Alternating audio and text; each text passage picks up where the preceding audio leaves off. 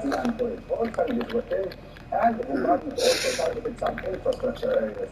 The hospitals in Gaza Strip and in Fallujah in particular, where we are now in hospital, Nasser Hospital, have been calling for the international community and for the global community as well to help them because they stated that the situation is more than just dire and that they are running the hospitals with nothing at all and they're hoping to survive by collecting whatever is available in the local market with the local suppliers, and they have been communicating also with the food suppliers and have been hoping that the community will revive them. And it looks like they have managed to secure some stock that will help them continue serving the large number of people coming to these hospitals. Shuhada al-Aqsa Hospital in the Gaza middle area also made a statement in which they said that they have already defeated all their strategic threats and that they are struggling now to still continue serving the large number of individuals who are coming to them.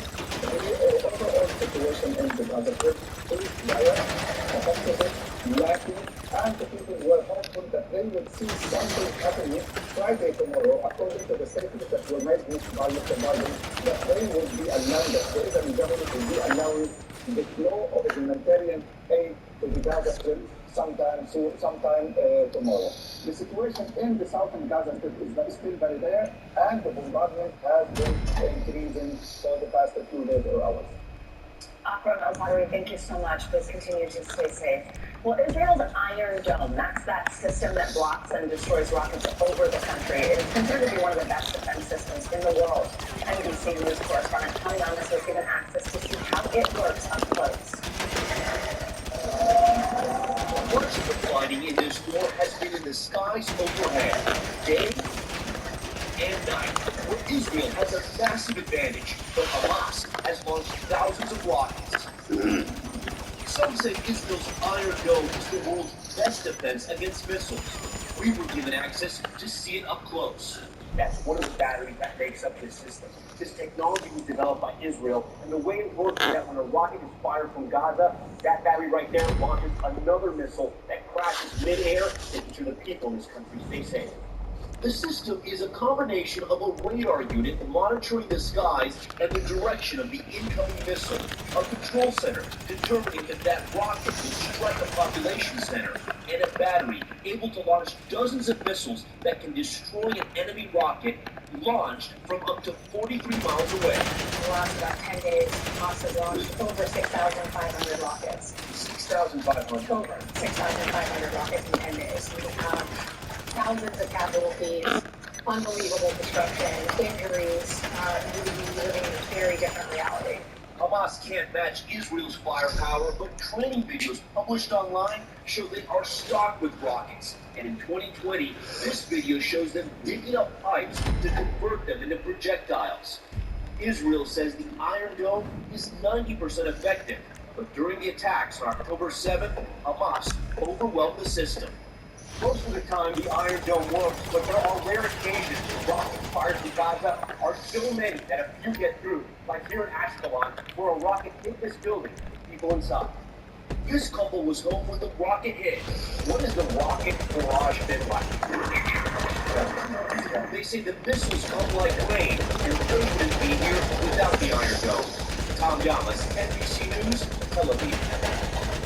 Well, as we discussed, massive protests have erupted outside the U.S. Embassy in Lebanon and across the region after Hezbollah called for a day of rage following that deadly hospital blast.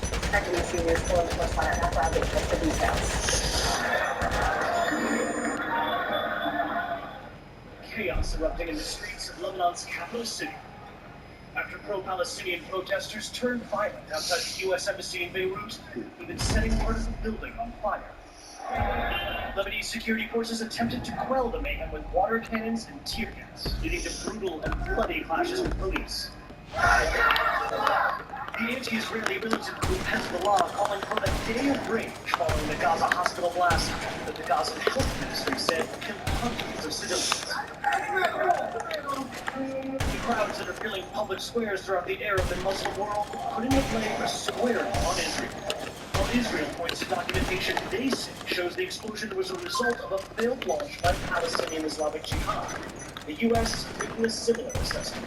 it's really that the Israelis have left us as Arab people no other chance or no other choice but to resist. And resistance means that you have to resist with at whatever means you've got, including armed resistance. One member of parliament from Hezbollah we spoke to calling those U.S. claims propaganda. We believe that the Israelis are committing a genocide in Gaza and in Palestine. And now it is the responsibility of the international society to do something about it and to hold Netanyahu and the Israelis responsible for it. Of palpable anger directed toward both Israel and the U.S. They're chanting death to America. It's a cry that's uniting the entire region. A view from above shows thousands protesting in Yemen, the streets teeming with demonstrators in Tunisia, and police clashing with protesters in Jordan. Escalating with Iran-backed Hezbollah on Israel's northern border stokes fear that a multi-front war could soon become a reality. Our thanks to Matt Bradley for that report. Well, anger over these events in Israel and Gaza, it's now sparking threats of violence in other parts of the world. Law enforcement officials here in the U.S. as well as in Europe are stepping up patrols because of a sharp increase in online threats against Jewish communities and other targets. For more on this, let's bring in NBC News Homeland Security correspondent Julia Ainsley. Julia, good morning. First, just set the scene for us in terms of how serious of a problem this is and what exactly these messages that are spreading look like. Well, Savannah, you heard last week when a former head of Hamas called for a day of rage globally, and that was last Friday. And in fact, some Homeland Security experts I talked to, some counterterrorism experts I talked to in the U.S., said they felt comfort that there was no massive attack after that. Of course, they did point to the hate crime perpetrated against that Muslim boy and his mother in Illinois as a sign of escalating tensions. But really, what they're saying is that we're not out of the woods, and in fact, the chatter online, the threats online that they're seeing are getting more intense. The words we heard from DHS yesterday, as well as the NYPD, is that we are in a heightened threat environment. In fact, as journalists, we want to make sure that we don't scare people by retelling them the same scary story over and over again. So we really pressed sources yesterday to say, has something changed? And in fact, we're told, yes, it has. And they're trying to get the word out to state and local law enforcement because that's really the front line for defense against any kind of attack, whether that be against the Jewish American community, the Muslim American community, or the Arab American community. Those are really the groups that they're the most worried about right now. And anything specific, any specific terrorist threats being made that officials have identified? No, they say that there are no specific credible threats. That's really the line that they set before they can go intervene and arrest someone to keep them from carrying out violence. Otherwise, it can fall into the bucket of free speech. But what we've learned is that that's really kind of a 2002, 2003 way of thinking. That was the way we thought about threats after September 11th. But because of the fact that so many attacks have been perpetrated by lone wolves, someone who might be disturbed or might be radicalized by what they see online or falling for misinformation, they're worried that a lot of times they aren't able to stop an attack because it doesn't cross that specific credible line before an attack happens. Another thing they're worried about that might bring people to action is that attack that we saw earlier this week on the hospital in Gaza. As we know, U.S. intelligence thinks that was not an Israeli rocket that hit, but rather a misfire from the Palestinian side. But they say that regardless of the truth, that could be used to energize people to carry out an attack against the Jewish American community. And Julia, with the absence of anything specific, no specific threat that they're watching, how are law enforcement officials treating these explosive messages? What are they doing about them?